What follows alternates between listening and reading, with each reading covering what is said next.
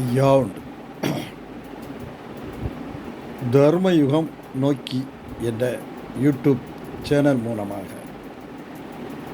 மக்களை சந்திப்பதில் மிக்க மகிழ்ச்சி அடைகிறேன். இப்பொழுது சுவாமிதோப்பு தலத்தினுடைய அந்த பதியினுடைய மகிமையை சொல்வதில் முத்திரை தீர்த்தத்தை முதன்மையாக கொண்டு அந்த தீர்த்தத்தை பற்றி சற்று விளக்கமாக அடியேனுக்கு தோணிய அந்த தோணிப்பை உங்களோடு பகிர்கின்றேன். ஐயா வைகுண்டர் விஞ்சை பெற்று தெச்சனம் நோக்கி திருச்செந்தூரில் இருந்து வருகிறார். அப்படி வரும்போது கங்கை குலதாயை கிருஷ்ணர் மிக வரவழைத்து, நங்கையே என்னுடைய நாமமது கேட்டதுண்டால் பால் போல் பதம்போல் பாவம் தீர் அன்பருக்கு என்று சொல்லி அந்த கங்கைக்கு சட்டம் சொல்லி அதன் பின்னர் தட்சணமாம் சுவாமிதோப்பில் வந்திருந்து 6 ஆண்டுகள் தவம் இருக்கின்றார். அந்த தவத்தின் மகிமையை ஆங்காங்கே ஊர்களில் இருக்கின்ற மக்களுக்கெல்லாம் தெரிய வருகின்றது. அப்படி தெரிய வரும்போது நிறைய மக்கள் தினம் தினம் வந்து ஐயாவை சந்தித்து, ஐயா எங்களுக்கு இன்ன பிணிகள் இருக்கின்றது என்று சொல்லி அந்த பிணிகளுக்கெல்லாம் தண்ணீரும் மண்ணுமாக ஐயா கொடுத்து நோய்களையெல்லாம் தீர்க்கின்றார்.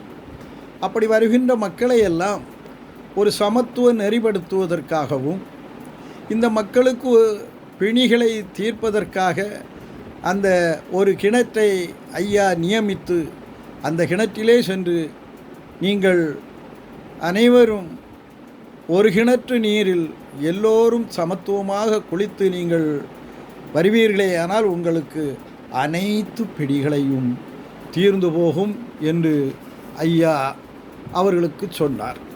அதன்படி அந்த மக்களும் அங்கே பதமிட்டு தங்களுடைய பிணி நோய்களை எல்லாம் தீர்த்து கொண்டிருக்கின்ற நேரத்தில் ஐயா வைகுண்டர் ஒரு உபாயம் எடுக்கின்றார். இறை சக்திகள் அனைத்தும் ஒருங்கிணைக்க வேண்டும் என்பது வைகுண்டருடைய அந்த விஞ்சையின் ஒரு குறிப்பு ஆகும். அதன்படி பகவதியை சென்று பார்ப்பதற்காக அங்கே செல்கின்றார். அப்படி செல்கின்ற போது ஒரு பண்டார வடிவில் செல்கின்றார். பண்டாரம் என்றால் பழுத்து செழித்த ஒரு பண்டாரமாக அந்த பகவதியின் முன்னே போய் நின்றவுடன் பகவதி அப்படியே மெய்சிலிர்த்து, என்னுடைய இந்த பைய அரங்குக்குள் எப்படி நீர் வந்தீர், நீர் யார் என்று அந்த அம்மையார் கேட்கின்றார். அம்மா பேத்தி, நீ ஒன்றும் பயப்படாதே, நான் ராமன் என்னுடைய பெயர். அங்கே இமயமலையில் கங்கையில் நீராடி இங்கு அந்த புண்ணியங்களையெல்லாம் பெற்று ஏதோ உடலில் உள்ள நடுக்கத்தை தீர்ப்பதற்காகவும் நான் என்னுடைய பிறவி பயன் அடைவதற்காகவும் அங்கிருந்து இங்கு குமரிக்கு தீர்த்தமாட வந்தேனம்மா.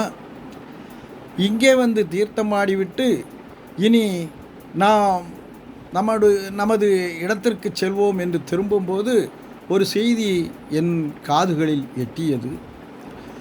அதாவது கேட்ட செய்தி என்னவென்றால், மிக புண்ணியமும் மகத்துவமும் வாய்ந்தது காசி தீர்த்தம். அந்த காசி தீர்த்தத்துக்கு சற்றும் குறைவில்லாமல் இந்த குமரி தீர்த்தம்,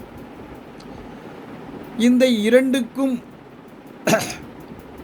மேன்மையதாக இன்னொரு தீர்த்தம் இந்த தட்சணத்திலே இருக்கிறதாம். அப்படியானால் அந்த தீர்த்தம் என்ன மகிமை என்பதை அடியேன் அறிய வேண்டும் என்று விசாரித்தபோது 7 தெய்வ மாதர்களையும் திருமணம் செய்து ஒரே இடத்தில் அவர்களை இருக்க வைத்து அங்கே வருகின்ற மக்களுக்கெல்லாம் மண்ணும் தண்ணீரால் சகல பிணி நோய்களையும் தீர்க்கிறாராம். எனவே அந்த மக்கள் தினம் தினம் நிறைய வந்து கூடுகின்றார்களாம்.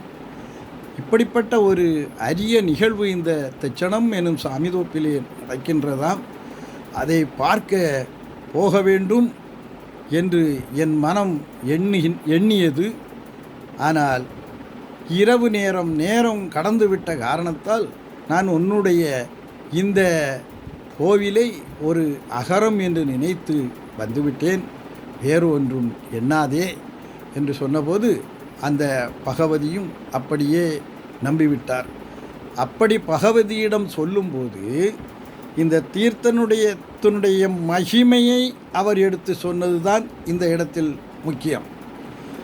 அப்போது அங்கே வருகின்ற மக்களுக்கெல்லாம் ஒரு கிணற்றை நியமித்து உறுதி கொண்டு அங்கே கெங்கையை நீ வருகின்ற மக்களுக்கெல்லாம் இங்கிருந்து நோய் பிணிகளெல்லாம் தீர்க்க வேண்டும் என்று சொன்ன அந்த தன்மையை இங்கே பகவதி மூலமாக மீண்டும் ஒரு முறை நினைவு கூற வைத்து வருகின்ற மக்களெல்லாம் பிணிதீர்த்து செல்கிறார்களே. ஆனால் இந்த முத்திரி கிணற்றில் போய் பதமிட்டு நாம் ஐயாவை வணங்கினால் நம்மை அழைத்து செல்லும் தர்மயுகம் நோக்கி என்பதில் எந்த மாற்றமும் இல்லை. ஐயா உண்டு.